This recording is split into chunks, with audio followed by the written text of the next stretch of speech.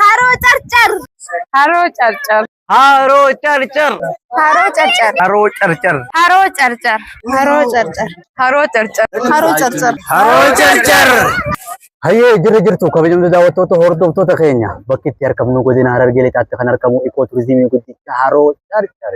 Haroon Carcar godina Harargee Lixaatti aanaalee sadii aanaa Habroo, aanaa Boofeetii fi aanaa Odaa Bultuun kan daangessu yoo ta'u ikooturizimii godinni Harargee Lixaa qabu kan sadarkaa Oromiyaatti fi sadarkaa biyyaatti illee yoo irratti hojjetame xiyyeeffannaan kennameef turistoota hedduu harkisuu danda'u waan ta'eef jecha qaamni dhimmi ilaallatu hundi ikooturizimii guddicha kana duroomsuudhaaf, eeguudhaaf, kunuunsuudhaaf akka irratti hirmaatu affeeraa hanga xumuraatitti Haroo Carcar daawwachuudhaan nu faana tura.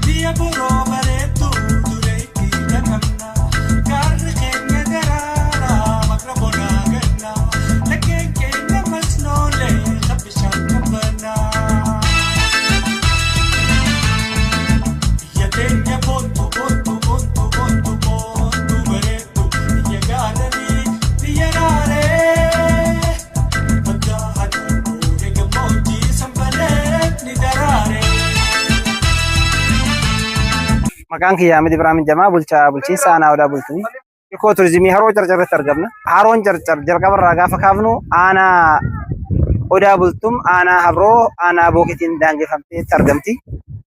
Haroo Carcar kana ikooturizimiidhaan nu galmaa'ee jira. Kana dura mootummaan naannoo Oromiyaa nu galmeessee nu kennee jira. Isa kana misoomsuudhaaf aanoleen jira hundi isaatu itti deemaa jiru jechuudha.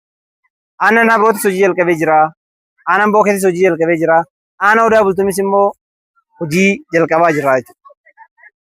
Haroon kun qabeenya uumamaa qabnu kana sona xixiqqaa itti daballee qabeenya naannoo keenya jiru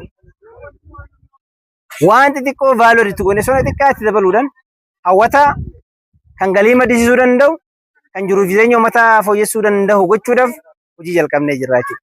Haroo kanarratti qurxummii sanyii filatamaa naannee jirra. Uummanni akka irraa fayyadamuu danda'u. Haroo kanarratti jalbaan bitamuu jalqabamee jira.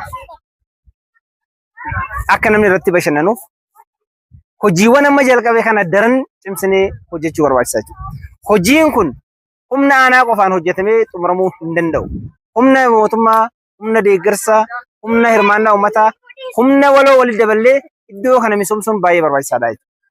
Isa kana iddoowwan seena qabeessa naannoo kana jiran galma Odaa Bultuumiin walitti hine Haroo Carcar hamma qabrii Elemoo Galtotti walitti hine iddoowwan seena qabeessa sadan jiru kana walitti hine madda ikooturizimii gochuudhaaf galii argamsiisuu akka inni danda'uuf iddoo bashannanaa uummataa akka ta'uuf hawwataa fi miidhagaa akka inni ta'uuf hojii jalqabnee jira. Hojiin jalqabame kun immoo itti fufuu akka danda'uuf hirmaannaan uummataa baajeta mootummaatiin bakka hojjetu baajeta mootummaa waan danda'amuun humna wal qindeessine iddoo kana yeroo muraasa booda iddoo miidhagaa hawwataa kan namni dhufee irra bashannanu kan galii maddisiisuu danda'u kan jiruuf jireenya dargaggootaa irraa fooyya'uu danda'u gochuun ni danda'ama. Kana gochuuf hojjechaa jirra. Tumsi qaama hundaa kan barbaachisu beekumsa qabuun, dandeettii qabuun, mallaqa qabuun wal cinaa dhaabbannee akka kana misoomsuun ni danda'ama waan ta'eef hojiin jalqabamee jira. Isa jalqabe kana immoo daran bal'isnee waan dandeenyuun walitti hidhaanee iddoo kana miidhagaa hawwataa taasisnu kajuun qaba. Baay'ee galatooma.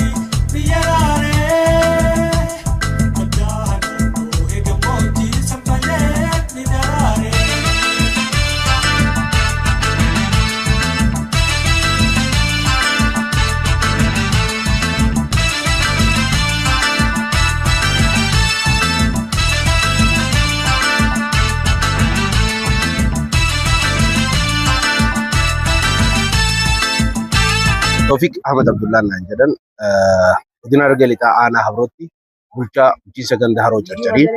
Ikooturizimii mootummaa naannoo Oromiyaa keessaa akka kan taate Haroo Carcar irratti argamna. Haroon Carcar aanaalee sadiin kan daangeffamte yoo taatu aanaa Habroo, aanaa Daawultuu fi aanaa Boketiin daangeffamtee kan argamtudha.